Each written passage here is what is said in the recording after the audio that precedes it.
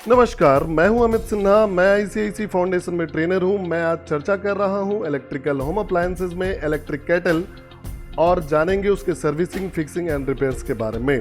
तो आज का हमारा ऑब्जेक्टिव्स यानी कि उद्देश्य है, हम लोग देखेंगे इलेक्ट्रिक केटल अगर वर्क नहीं करता है तो उसके पीछे का क्या कारण हो सकता है और उन कारणों को फिक्स करेंगे, रिपेयर करेंगे। तो चलिए देखते हैं उन कारणों को और उन समस्याओं को। जो पॉसिबल रीजंस है इलेक्ट्रिक केटल का वर्क नहीं करने के पीछे, आखिर किस तरह से कस्टमर आपको कंप्लेन करेंगे, यूजर आपको कंप्लेन करेंगे, किन किन समस्याओं को लेकर आएंगे वो देखते हैं।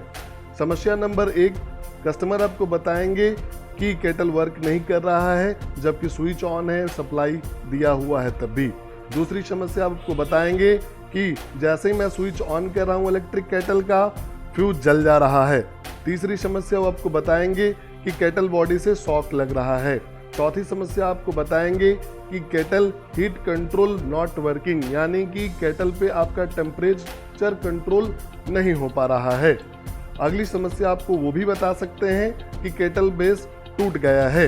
एक ये भी समस्या है उसमें शामिल, हीटिंग एलिमेंट जल गया है। और एक समस्या अंतिम में ये भी बनता है जो कस्टमर की ओर से आपको आएगा कि जैसे ही हम इलेक्ट्रिक केटल को कनेक्ट कर रहे हैं वहाँ से स्पार्किंग हो रहा है।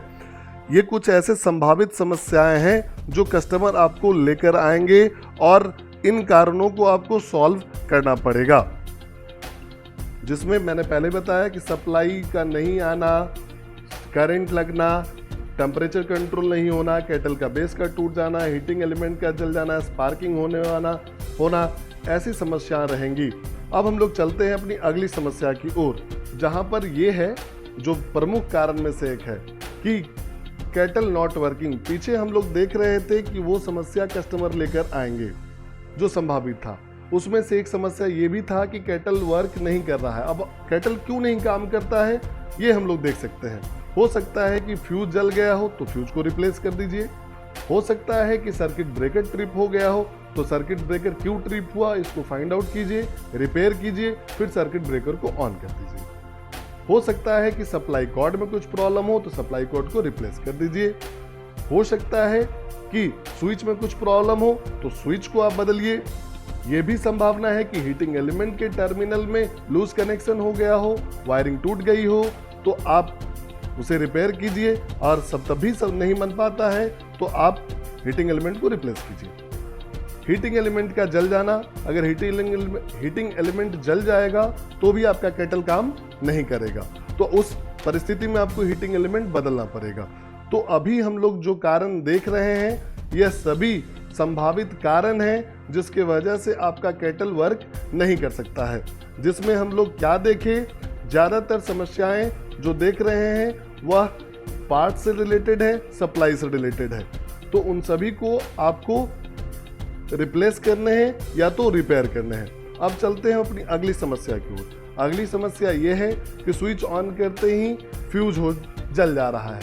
ऐसा किसी भी उपकरण में तभी होता है जब कोई शॉर्ट सर्किट लग रहा हो। तो शॉर्ट सर्किट कहाँ लग रहा है? हो सकता है कि हीटिंग एलिमेंट में शॉर्ट सर्किट लग रहा हो तो आप उसे रिपेयर करें, अन्यथा रिप्लेस करें। हो सकता है कि सप्लाई कॉर्ड में शॉर्ट सर्किट लगता हो तो उसे रिपेयर करें या रिप्लेस करें। तीसरी समस्या हमारे पास यह है कि केटल बॉडी में शॉक लग रहा है, करंट लग रहा है। तभी लग सकता है जब हीटिंग एलिमेंट का कोई पार्ट बॉडी को टच कर रहा है। तो हीटिंग एलिमेंट में जो सप्लाई करंट आ रही है वो बॉडी में भी आएगी, तो आपको करंट लग सकता है, यूजर को करंट लग सकता है। दूसरी कारण हमारे पास ये भी हो सकती है कि जो टर्मिनल कनेक्टेड है, मीन्स कोई भी वायरिंग का पार्ट जो केटल में है बॉडी को टच हो रहा है। एक ये भी कारण हो सकता है कि अर्थिंग नहीं होगा। तो अर्थिंग नहीं होगा तो अर्थिंग का कनेक्शन चेक कीजिए या तो अर्थिंग की व्यवस्था बनाइए। हमारे पास अगली समस्या में यह है कि केटल के ऊपर हमारा अब हीट कंट्रोल नहीं रहा। जब भी हीट कंट्रोल की बात करते हैं तो सबसे पहला शक आपको थर्मोस्टेट के ऊपर ही जाना चाहिए, क्योंकि थर्मोस्टेट ही हीट कंट्रोल स्विच होता है। देखिए, थर्मोस्टेट में प्रॉब्लम होना, थर्मोस्टेट को आप चेंज कीजिए अगर खराब है तब, अदरवाइज सेटिंग चेक करके उसे रिपेयर भी कर सकते हैं। हो सकता है कि हीट कंट्रोल स्विच में कुछ प्रॉब्लम होगा तो आपको उसे चेंज करना होगा। अब एक समस्या मेरे पास ये भी है कि हीटिंग एलिमेंट जल जाता है। तो तो पहले ये जानिए कि कस्टमर को क्या बताना है, क्यों आखिर जल जाता है। कोई ये चूंकि लिक्विड इसमें ज़्यादातर यूज़ करते हैं, दूध, पानी, चाय, कॉफ़ी, तो हो सकता है कि कहीं से कोई लीक हो रहा हो, जैसे जार के अंदर का पानी कॉइल के पास चला गया हो और उस वजह से हीटिंग एलिमेंट जल गया हो, तो आप उसे सॉल्व करें। उसके बाद हीटिंग एलिमेंट को आपको बदल देना होगा। अब एक समस्या ये है कि कनेक्टेड पॉइंट से स्पार्क हो रहा है, मतलब जहां से आपने पावर सॉकेट से कनेक्शन बनाया है वहां से स्पार्क हो रहा है। यह तभी होता है जब लूज कनेक्शन होता है, ज़्यादातर यही होता है। तो लूज कनेक्शन को आप वापस फिर से ओपन कीजिए और बेहतर तरीके से उसे टाइट रिकनेक्ट कीजिए। कभी कभी रेयरली ये भी होता है कि वहाँ पर गंदगी होता है, उन गंदगी के बीच में स्पार्क हो रहा होता है, तो वहाँ पर साफ कीजिए और उसे ओपन कीजिए, फिर से वापस कनेक्ट कीजिए। तो अभी हम लोग ये देख पा रहे थे कि क्या कारण हो सकते हैं कि आपका इलेक्ट्रिक केटल वर्क नहीं कर रहा है। उन कारणों को हम लोग ढूंढे, पहचाने और उनके भी कारणों को जाने कि वो किस वजह से काम नहीं कर रहा है, तो उसे भी सॉल्व किए। अब जब आप रिपेयरिंग कर लेंगे तो उसके बाद आपको इलेक्ट्रिक केटल को टेस्ट करना होगा, जिस आधार पे आपको ये पता चलेगा कि इलेक्ट्रिक केटल अब बना है या नहीं। उनमें आपको सबसे पहले ये चेक करना होगा कि काम कर रहा है कि नहीं। आपको क्या करना होगा, गर्म पानी करके टेस्ट करना होगा कि सही से हो रहा है या नहीं, ऑटो कट हो रहा है या नहीं। यह थर्मोस्टेट चेकिंग भी हो जाएगा। इसके साथ साथ हम लोग ये भी देखेंगे कि कहीं कोई करंट तो नहीं आ रही है।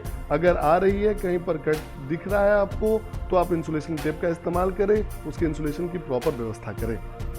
हम लोग ये भी चेक करेंगे कि पायलट लाइट वर्क कर रहा है नहीं। पायलट लाइट का मीन्स वो लाइट जो इलेक्ट्रिक केटल में लगा होगा, जो इस बात का इशारा करता है, इंडिकेट करता है कि आपका इलेक्ट्रिक केटल ऑन है और हीटिंग कर रहा है। तो आप उसे भी ऑन ऑफ चेक कर लें कि होता है या नहीं। इन सभी चेकलिस्ट को आप रिपेयरिंग करने के बाद जरूर देखें। अगर ये सभी का रिजल्ट पॉजिटिव आता है, इसका तात्पर्य ये कि आपका इलेक्ट्रिक केटल बन चुका है, अच्छे से काम कर रहा है। तो आज हम लोग देख रहे थे उन सारे सिम्टम्स को जिसकी वजह से इलेक्ट्रिक केटल काम नहीं करता है। उन सिम्टम को तो देखें ही, और उनके पीछे जो वजह थी उनको भी हम लोग समझे, उनको सॉल्व करने का तरीका समझे।